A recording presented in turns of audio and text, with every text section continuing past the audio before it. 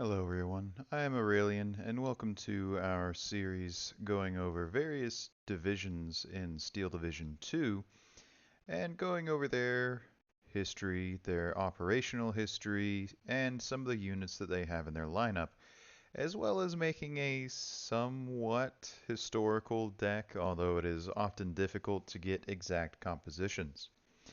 Today, as you can see, we are talking about the 2nd Panzer Division, one of the longest serving panzer divisions in the German Wehrmacht during the Second World War. The 2nd Panzer Division was originally created as one of the three German tank divisions in 1935. It was stationed in Austria after the Anschluss and then participated in multiple campaigns, for example, Poland, France, um, the Balkans, Eastern Front before being returned to Normandy in 1944 and fought against the United States, as well as being in the Falaise Pocket and the Battle of the Bulge. Here in game, they are represented, as we can see with their trident, in their 1944 Normandy state. This division fought in basically every single major battle, but we're going to go all the way back to the formation of the division. So it was officially formed on October 15th, 1935, with its headquarters in Würzburg, Bavaria. Of course, it's one of the original three, being the 1st, 2nd, and 3rd Panzer divisions. And they were secretly developing their tanks and their tank school since it was a direct violation of the Treaty of Versailles. Under the command of Heinz Guderian, that famous Heinz Guderian, the 2nd Panzer Division participated in the Anschluss of Austria, crossing the border in 1938 and covering over 420 miles in 48 hours. But in the process, they lost about 30% of their tanks due to accidents, mechanical failures, and maintenance issues. It then garrisoned itself in Vienna, and most of its personnel actually came from Austria after it being garrisoned there. Shortly after that, it participated in the invasion of Poland in September of 1939. Um, They crossed the Polish-Slovak border and went towards Krakow.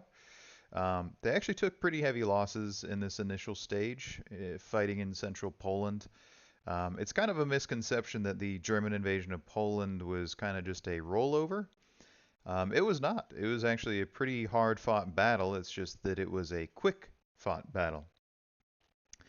The 2nd Panzer Division was then reorganized and sent to the western border with France, and it took part, in the Battle of France as part of the XIX Army Corps under the command of Guderian. It fought mainly along the Moselle River and in Belgium, advancing forward towards Boulogne, and fought several French units, including the French 48th Regiment on the 22nd of May, which that led to the port of Boulogne being taken and essentially flanking the British Expeditionary Force, forcing their evacuation from Dunkirk. Um, During this was actually the first unit to reach the English Channel of the German army during that Battle of France. It was then moved around, and in 1941 it was reassigned to a mountain corps in the 12th Army and played a role in Operation Merida, which was the invasion of Greece after Mussolini and his Italian pals failed to take it. The 12th Army pushed south through Yugoslavia, reaching the Greek border, where the 2nd Panzer Division fought with the 19th Greek Mechanized Division around Lake Dojran. Um, on the 9th of April, they took the city of Salonika and forced the surrender of the entire Greek Eastern Macedonia Army section. Then, with several other divisions, the 2nd Panzer continued south into Greece, taking Veroya, crossing the river Halasamon, taking Katerini, and then after the Battle of Thermopylae, they entered Athens with the 6th Mountain Division. At the end of the campaign, they went back to Vienna for refitting before being assigned to Operation Barbarossa in October of 1941. For Operation Barbarossa, they were sent to Army Group Center for their push towards Moscow, nicknamed Operation Typhoon. It was attached to the 4th Panzer Army or 5th Army Corps, depending on the time period. Um, on November 16th, the 2nd Panzer Division was the one that attacked the quote-unquote Panfilov's 28 Guardsmen. Um, After the counterattack in the winter of 1941, the 2nd Panzer Division retreated, taking part in the various different kind of delaying battles that the 9th German Army performed in 1942, and in 1943 took part in Operation Citadel. After Operation Citadel failed, the 2nd Panzer Division was battered by Operation Kutuzov by the Red Army. It retreated and lost a vast majority of its tanks. Um, this retreat was very, very bloody for the 2nd Panzer Division. In late 1943, after taking that beating, they went to France for refitting, and they were equipped primarily with Panther tanks. Following the invasion of Normandy, it was moved to Normandy in June of 1944. This is obviously in-game where they're meant to be. They tangled with the British 50th Infantry and 7th Armored Division. They were engaged in multiple battles around Caumont, and then during Operation Epsom, a group of 6 Panzer tanks were meant to attack Chaux, but the attack failed and 5 of their tanks were lost. Although the 2nd Panzer Division was extremely experienced and had competent people, the typical doctrine of the German army just didn't work out very well in Normandy. They suffered several defeats when counterattacking, but were still dangerous. They fought several different British units and then also the 2nd Armored, but ended up being encircled in the Falaise Pocket, breaking out with heavy troop losses once again. It then went to the Battle of the Bulge in December of 1944. During the Battle of the Bulge, the 2nd Panzer was almost a full strength with 27 Panzer IVs, 58 Panthers, and 48 Stug 3s. During this attack, they were the ones who fought against Bastogne, against the 101st Airborne Division. Unfortunately for the 2nd Panzers, they were beaten in this and driven away, and finally the 2nd Armored and 3rd Royal Tank Regiment forced them to retreat. After being absolutely bloodied at the Battle of Bastogne, in spring of 1945, the 2nd Panzer took part in the Battle of the Rhineland, and finally they surrendered in Saxony, in northwestern Czechoslovakia, as they retreated backwards on the 7th of May, 1945. Now, in terms of the organization in 1944, with these German divisions, there's always something to be taken with a grain of salt because they were essentially throwing together whatever they could, wherever they could. In January of 1944, this is where I believe the main structure for what we're looking at here is. It consisted of 3 Panzer regiments, 2-ish Panzer Grenadier regiments, a reconnaissance battalion, a Panzerjäger battalion, a Panzer artillery regiment, a pioneer battalion, a flak battalion, signals, supplies, and so on and so forth.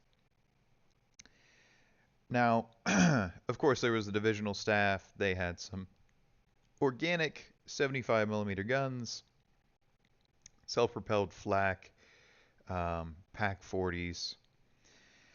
Realistically, we're not going to be able to go over all of the nitty-gritty details, but just know that it was primarily made up of both Panzer Grenadiers and these tanks along with their supporting elements. Now, in 1944, they were supposed to mainly be equipped with Panther tanks or Panzer Vs, but they also had a decent complement of Panzer IVs and Stugs.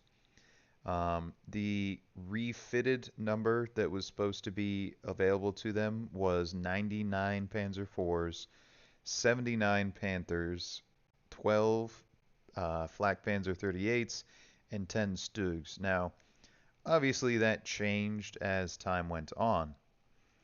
Represented in game, there is a quote-unquote ace here in a Command Panzer IV. This is Major Horst Rampsch. He received the Knight's Cross for a action in the Ardennes in December of 1944 during that Battle of the Bulge. He led a platoon of Panzer IVs and Stug 3s on December 17th, fighting over the town of Clerf in the Ardennes. It was a not super well documented attack, so I don't know the details, and the ones that I could find are in German, and I could not translate everything. But essentially, there was a US tank group in the town of Clerf, and Ramsch's actions earning him the Knight's Cross allowed for his Panzer IVs and Stugs to clear out the US tank group, destroying and forcing the enemy Shermans to leave. In terms of what we're looking at here in game, I tried to do a somewhat historical based thing. So starting with the Recon tab, in the Recon Battalion, it stated that there was an armored car company. Now, at the time, that means a whole bunch of different things. There were most certainly motorcycles used for the reconnaissance company, but there is quite a few different potentials that could be in those armored car companies, including half tracks. So we'll kind of just go over each of the units that we have here. Now, always, although I didn't include it in the quote-unquote lineup, there was organic infantry reconnaissance everywhere. So here we have the Aufklärer, which are a two-man team armed with two MP40s. They can come in a majority, or in a variety of different things from motorcycles to half-tracks. There's also the slightly larger Spa-Trupp, which has 4 men, including a MG34, 2 G43s, and an MP40, a nasty little reconnaissance group there. We also have quite a few different half-track and armored car variants. We have the SD KFZ 240/8, which has the 75mm KWK 37 low velocity gun there. We have the SD KFZ 250/9, which has a 20mm autocannon as well as a coaxial machine gun. And then we get more into the armored cars. We have the SPW 231, which has the 20mm autocannon. The SPW 233, which is open-topped and has a 75mm KWK 37 that this one has. And then we have the classic and iconic SPW 234/2 Puma, armed with a 50mm KWK 39 and a coaxial machine gun. We also have some reconnaissance tanks. So we have an Aufklärung Panzer IV-J and an Aufklärung Panzer D, Panther D. In terms of infantry, this is a pretty standard German lineup for the game.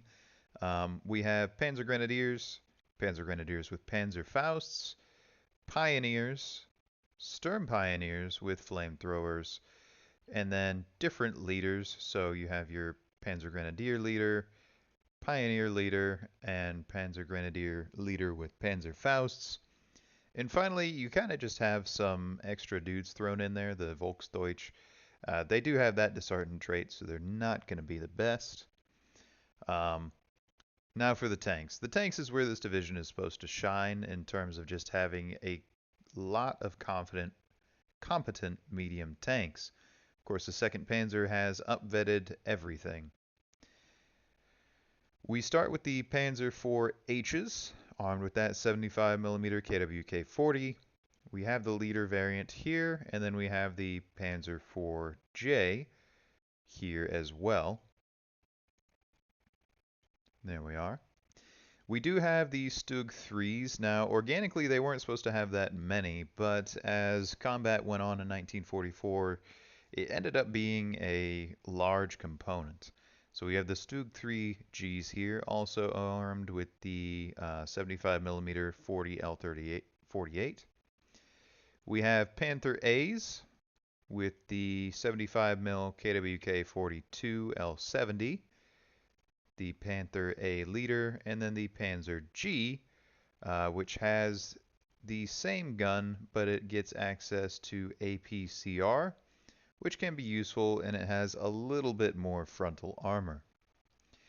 In terms of support, again, I tried to go as historical as I could. They did have organic military police here in the form of the Feldgemarmee. Uh, they do have a Flammenwerfer squad. I would probably just take that in the Sturm Pioneers here. I don't think that they would survive very well with just 2 folks. There is a Flampanzer 251/16. I didn't find any historical references, but Steel Division generally has some source somewhere that I haven't seen. There is a Borgward 4. This is a remote-controlled explosive, so you can just drive it up and blow it up. It's kind of like a big old Goliath. Of course, we have MG42s. Now, obviously, in German organizations, there was a lot of HMGs sprinkled around everywhere.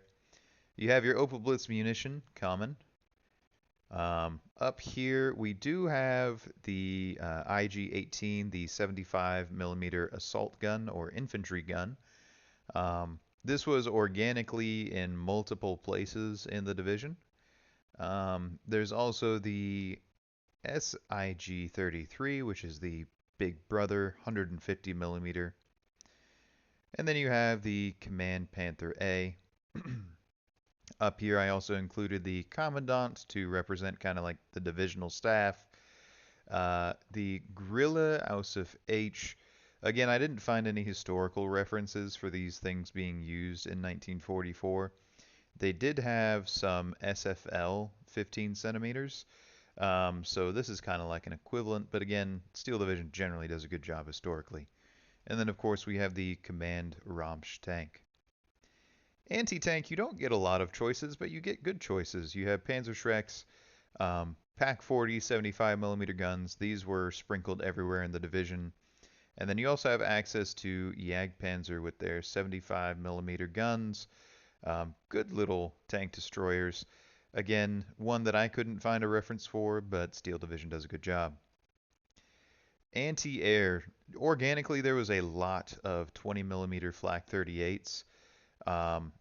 There was a few of these quad Flakverlings in the Flak Battalion. I didn't see any Gepards in the Flak Battalion, but I'm sure that they were there. And then, of course, there was the Flak 37-88 Oct-Ox in use. Artillery-wise, there was organically quite a few 81mm mortars and 120mm mortars. We don't have those 120s here. Also available to you historically were the 105mm howitzers, along with the self-propelled Vespas, as well as the 150mm, and then the self-propelled Hummel 150mm. There's also several others that are available to you. You have a different 105. You have the half-track mortar carriers. You have the one that has a machine gun and one that does not.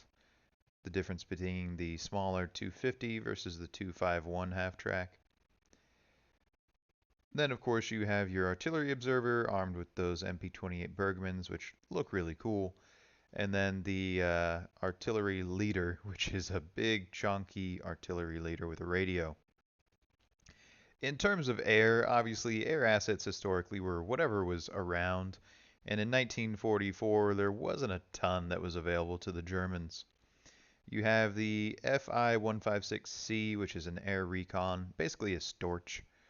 Um, has a little turret there in the back. I wouldn't expect a whole lot out of it. You have the Ju-88, which is another reconnaissance aircraft. It does have its own machine gun mounted as well as a turret. You have the Ju-88G1, which has a little bit of a radar on there, which has four 20mm cannons for strafing runs mounted right there underneath, and then of course it has a turret in the back. You have the Focke-Wulf 190 F8, armed with two 20 mils and two 13 mils. Can be used for strafing, but also fighter support. You have the FW-190 with a very cool skin or paint job, carrying a 500 kilogram HE bomb and two 20 mil cannons.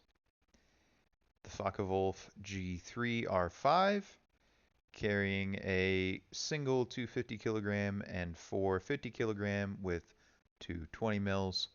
I wouldn't really bother with this one, probably just the 500 kilo. And then you have your actual bomber in the form of the Ju-88A4, which has four of the 250 kilogram and 28 of the 50 kilogram, maintaining its nose turret there and its rear turret.